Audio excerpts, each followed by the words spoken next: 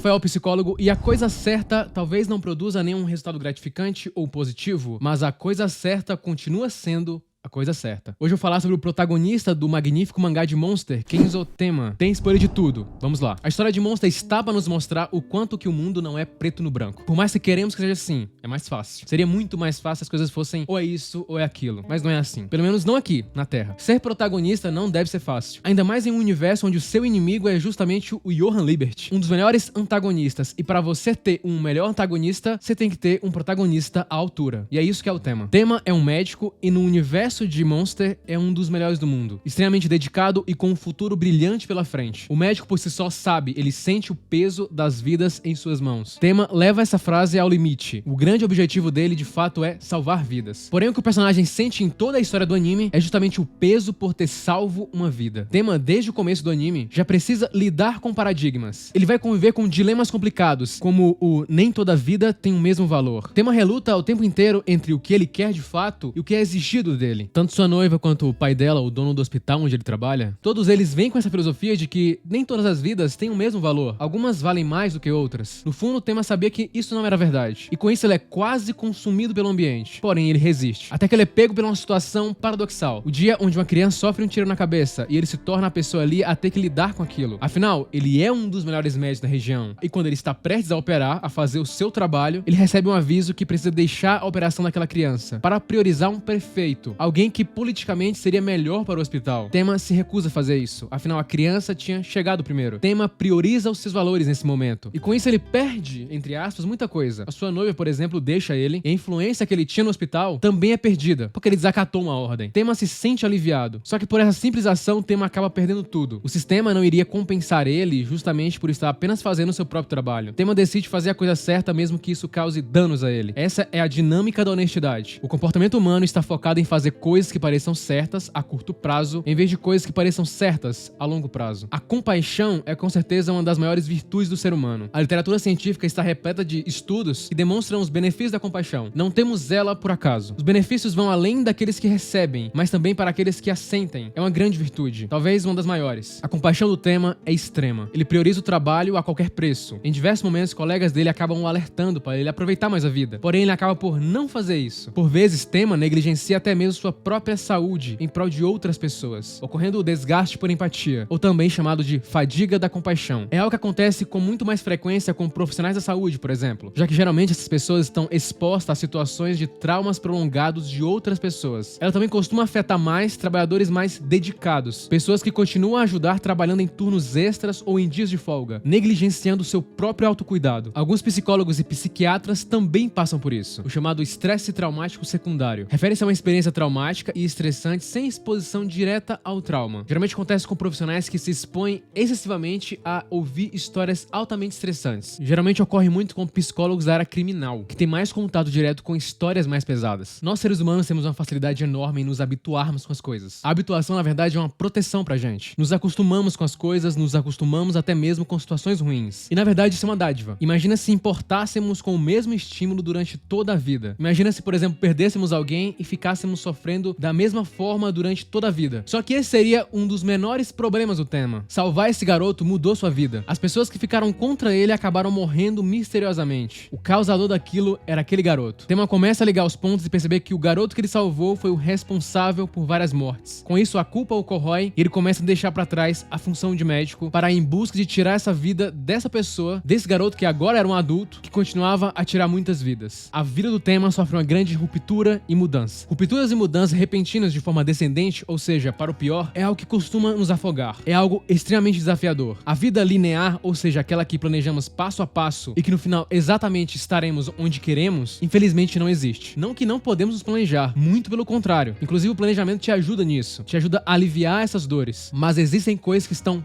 fora do seu controle. Bruce Feiler, o autor do livro A Vida Está nas Transições, fala que em média passaremos por 36 grandes mudanças no decorrer da nossa vida. Em média, uma a cada 18 meses, e ele fala que dentre essas, de 5 a 10 causarão um grande impacto na nossa jornada, como o que acabou ocorrendo com o Tema. Uma única decisão mudou toda a sua história. Tema deixaria para trás sua incrível carreira de médico para se tornar alguém que tem como objetivo tirar uma vida. Por um simples dia, por uma simples ação, por uma simples atitude, sua vida mudou completamente. Johan, que tinha sido salvo pelo Tema, acaba matando todas as pessoas que poderiam atrasar a vida dele, do Dr. Tema, como médico. Johan faz isso como uma forma de agradecimento por ele ter salvo sua vida. E aí o que acontece? Depois disso, as pessoas que estavam lá, que estavam meio que minando a oportunidade do Tema de crescer, sem influência dessas pessoas, ele acaba ganhando mais notoriedade e se torna o diretor médico do hospital. Porém, mais tarde, ele descobre que o causador de todas essas mortes era justamente o garoto que ele salvou. O garoto era um monstro, alguém que tirava incontáveis vidas. Tema não fica em paz com aquilo. Tema, com isso, passa a ser procurado pelo detetive Lung, que acreditava que ele era o responsável pela morte do diretor do hospital. E com isso, ele decide abandonar sua antiga vida e ir atrás do Johan, corrigir o erro que ele cometeu. Há um século, o antropólogo alemão Arnold van Gennep, que inclusive inventou o termo ritos de passagem, disse que as transições podem ser divididas em 3 etapas: separação, quando você deixa o passado; margem, quando você se isola; e incorporação, quando você se junta ao mundo. Esse modelo do Van Gennep tem sido bastante utilizado. William Bridges, autor do influente livro Transições, de 1979, disse que essas etapas devem acontecer nessa ordem para que as transições funcionem. Apesar de entender essa visão, acredito também que as transições, assim como a vida, não são tão lineares assim. Cada um tem o seu próprio tempo para lidar com uma grande mudança. E uma coisa que eu percebi bastante em todos esses anos lidando com pessoas é que elas acabam durando mais tempo do que as pessoas de fato queriam, mas na maioria das vezes duram tempo que de fato deveriam durar. A culpa corrói Tema. Ele começa a praticar uma culpa absurda por isso. Afinal, ele salvou uma criança que logo depois assassinaria muitas outras pessoas. Seu objetivo era corrigir o erro que ele achava que tinha cometido. O jovem médico brilhante que dedicou sua vida a salvar vidas por mais de 10 anos, agora tinha um novo objetivo em mente. Havia uma certa vida que ele tinha que tirar. Tema, na verdade, se preocupou muito pouco consigo mesmo. Ele fala justamente isso para o ex-professor dele, o Reichwein. E ele fala que não tá querendo pegar o Johan para limpar o seu nome, mas sim porque ele achava que era o certo a se fazer, que ele queria evitar mais mortes. Não importava se ele fosse preso ou não. Não era isso que ele queria. Não era esse o objetivo dele. A gente percebe no capítulo 17, no dia que ele confronta um homem que acaba se matando na frente dele. E apesar dele se assustar nessa cena, o espanto dele não é mais de uma pessoa cotidiana. Ele já está mais aceitando a nova realidade. Um outro personagem fala que os olhos do Tema não tinham mais medo. Só que apesar dessa luta constante, Tema tenta manter o tempo inteiro o que ele é de verdade, o que ele tinha aprendido durante a vida. Ele continua salvando vidas, em várias ocasiões, mesmo de pessoas que tentaram matar ele. E essa é a grande diferença entre o Johan e o Tema. Tema ainda tem esperança no dia de amanhã e nas pessoas no geral, na humanidade. E essa é a mensagem que ele tenta passar para as crianças que ele encontra no decorrer da história. Tema, de fato, não tenta alimentar o monstro dentro dele. As situações e o ambiente vão mudando a vida desse médico. E ele também vai mudando no decorrer da história de forma bem sutil. O extremo estresse, aos poucos, vai corroendo ele. O estresse ativa regiões primitivas do nosso cérebro. As mesmas áreas que controlam a alimentação, a agressão e a resposta imunológica. O estresse liga circuitos nervosos que inflamam a resposta de luta ou fuga do corpo, como se houvesse de fato um risco de vida ali. Estudos encontraram os mesmos circuitos de luta ou fuga, todos trabalhando horas extras em resposta a estressores variados, independente do impacto daquilo. Independente se é uma morte de um ente querido próximo ou algo que você tem que entregar que tem um prazo aproximado. Tema, por diversas vezes, teve a oportunidade de concluir o seu objetivo de matar o Johan. Na cerimônia de doação de livros do Shivaunt, ele teve ali a oportunidade perfeita para isso. Ele fica de frente para o Johan e de alguma forma ele hesita, e a voz da Nina acabou influenciando mais ainda a não realizar aquilo. No fundo, o Tema, apesar de sua busca constante pela redenção, não conseguiu escolher se iria de fato tirar ou não a vida do Johan. No final, ele tem outra oportunidade, hesita mais uma vez e outra pessoa acaba atirando no seu alvo. Johan é baleado e mais uma vez o Tema acaba salvando ele novamente. No final, vemos o alívio do Tema. Ele basicamente teve sua vida de volta, um resultado de ter mantido seus valores até o último momento. A grande lição desse personagem pra mim foi sobre autorresponsabilidade. O tanto que ela pode ser uma dádiva ou algo bastante libertador, mas também o tanto que ela em demasiado pode ser meio que um grande peso na vida de alguém, causando grandes problemas como o estresse extremo. Estresse esse que mudou a vida desse personagem. Quando a autorresponsabilidade é demais, faz você negligenciar a principal vida que vai permitir que a vida de outras pessoas sejam salvas, a sua. Afinal, o estresse crônico é como se fosse um veneno